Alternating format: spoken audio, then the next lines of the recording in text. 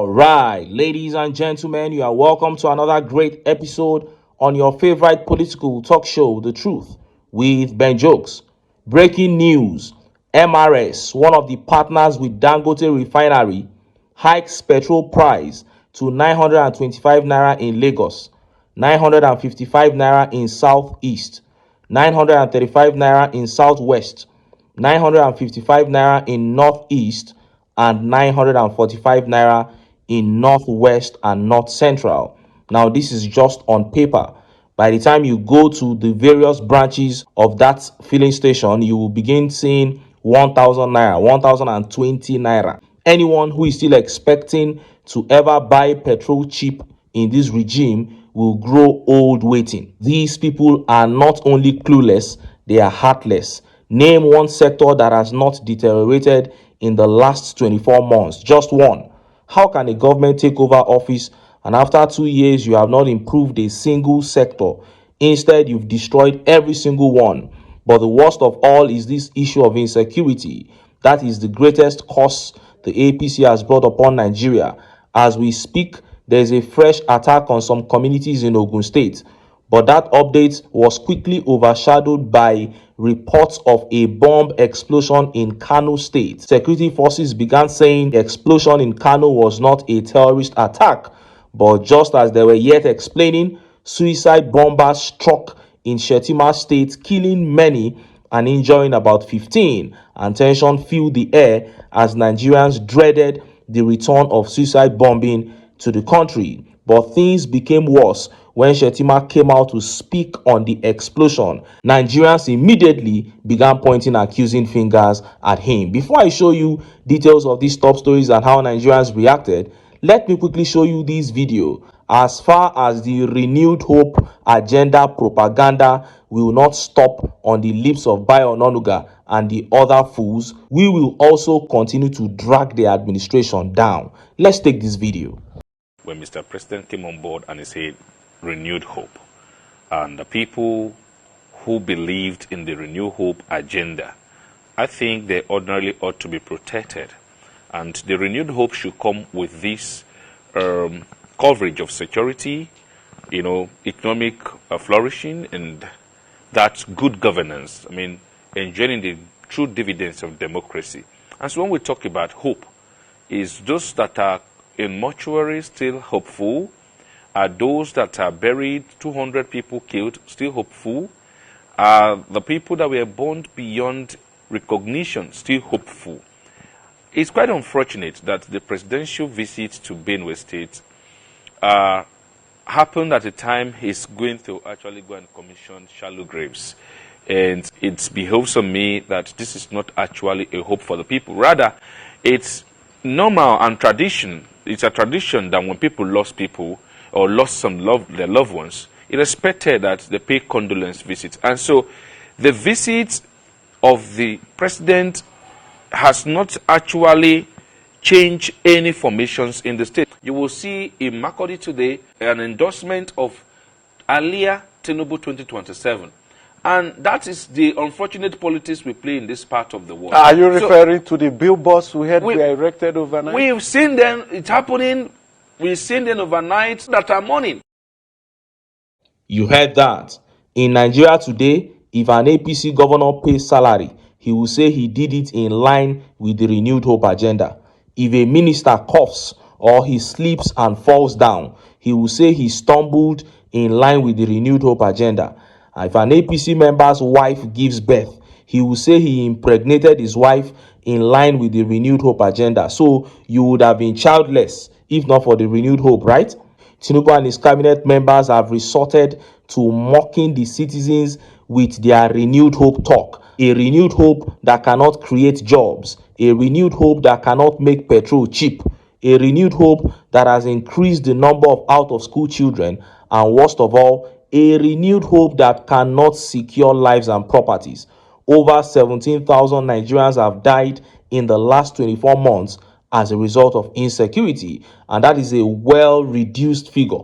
Yet this government is trying hard to convince the world that what we have in the middle belt is not terrorism, but farmers' headers clash. Anyway, It is good that the facts are now clear for all to see. The APC are not only guilty of negligence, they are also guilty of complicity on this issue of insecurity. And that is why I keep saying, if Nigerians don't kill the APC will kill Nigeria. Now, let us look at the top stories. Massive explosion rocks Cano. And just as Nigerians were yet reacting to that, suicide bombers attacked in Shettima state, sending shock all through the nation. And when Shettima reacted to the explosion, the media caught fire as he is considered the prime suspect of anything explosion. Let's start by taking that update from Kano State. Look at how the papers reported it. 5 killed as bomb explodes in Kano.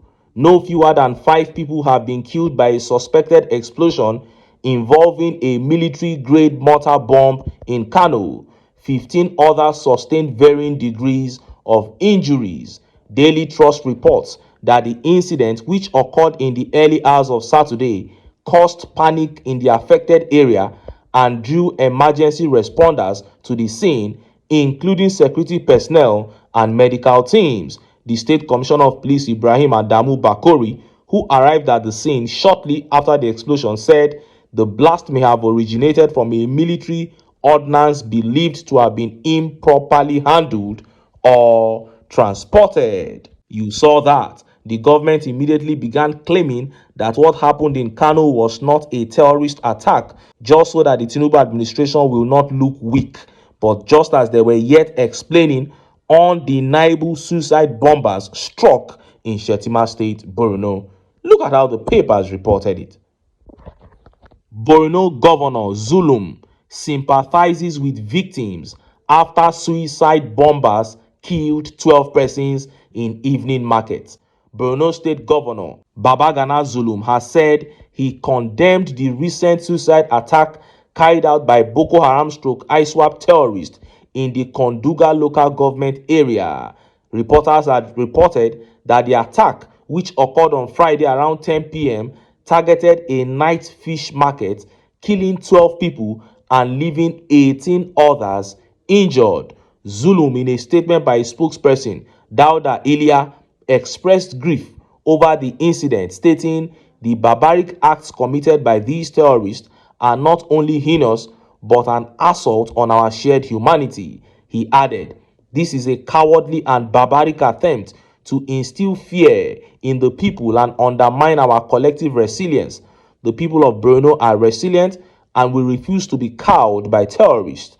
I call on the people of Bronu to remain vigilant and report suspicious activities to security agencies. We should understand that community cooperation is vital in the fight against insurgency. To the families who have lost loved ones, I extend my deepest sympathies and pray to Allah for the quick recovery of those who are injured," Zulum said. The governor also reassured residents that the government is working closely with security agencies to ensure the safety of the people and prevent future attacks. You saw that. Now everyone knows the method the APC used to get Jonathan out of power. It was basically kidnapping and bombing. Chibok girls issue, gave the administration a bad name. Then they were bombing repeatedly. The first suicide bomber of the Jonathan era was a man called Kabiru Sokoto. This man was eventually caught in Shettima's house, that is, the Bronu State house, when Shettima was the governor of Bronu State. That was how Shettima earned his reputation, in addition to all that he did as deputy and governor of Bronu State. That was when people cemented him as the father of Boko Haram. Today, suicide bombers attacked again few days after TINUBU threatened to drop Shettima as his running mate. How evil can these men be, playing politics with human lives? But no one can be exonerated in this matter. Everything the APC did against Jonathan was agreed upon by every member of the party then. El-Rufai, Buhari, TINUBU, Shettima, Alimodu Sheriff, and the likes all agreed to wreak havoc on this nation. Just as Nigerians were yet reacting to that explosion in Shettima State, Shettima himself came out and reacted to the explosion, and the media caught fire. Look at how the papers reported it. Shettima condemns Bronu suicide attack, says TINUBU committed to restoring peace. Kashim Shettima has condemned the suicide bombing attack that led to death at a local food joint in the Konduga local government area of Bronu State on Friday night. In a statement on Saturday, Mr. Shettima described the incident as a heinous act of terrorism against innocent civilians. He urged relevant agencies to expedite investigations into the incident and ensure that victims and families of the deceased receive urgent support. But Nigerians were not having it at all. They rejected the condemnation and came down with accusations on Shettima. Vinoski here says, why would he condemn what was done by his boys? This man is saying that he sent the boys. And Yazwil Forever says he has never swiftly condemned terrorist attack from other places like this. So, he thinks he's a suspect.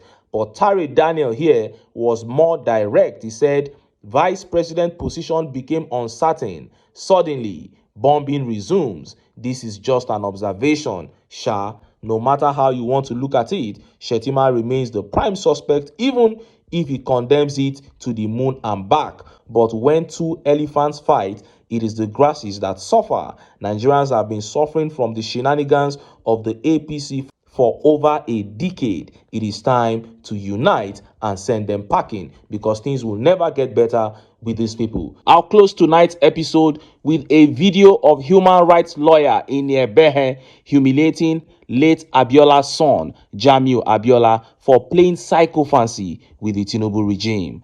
Watch the video.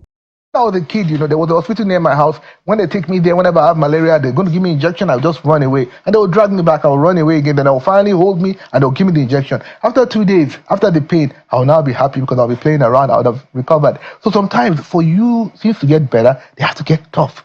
It's a test and it's from God. But you see, God is testing people. And it's not just in Nigeria. So God, in America, there's a hand of God in all of this. There's a hand of God in everything. Even in the United States. In which part? Even the hardship? Everything. Or the protest? The hardship, the or the president coming everything you into go power? through. The president coming to power was divine. What is happening is also, even in the United States, the highest level of inflation in the United States this year. It's never happened like that in the US before. The whole world, it's like, I don't know what's going on. I think God is really testing us, And I'll tell you this, we have to pass the test. When I see people looting and all of that, all in the name of protest, I say to myself that the person you are looting, you don't know what he has gone through to even open the shop. I would like to respond to a few things Mr. Jamu Abola has said. And to remind Nigerians that in 2019, Mr. Jamu Abola told Nigerians that the then Buhari represented the vision of his father, and in fact told Nigerians to vote. He told Nigerians in 2019 to vote for Buhari to honor his father. In 2020, you can fact-check me on this, Jamu Abola, who is President TINUBU today, told Nigerians that Buhari had the same vision with his father. When Buhari left in 2023, thousands of Nigerians were slaughtered. The economy was nothing to write home about. The so-called wall against corruption was a complete flop. The entire country was in ruins. TINUBU came in, and even TINUBU has said he made Nigeria destroyed. At least people loyal to him are saying so.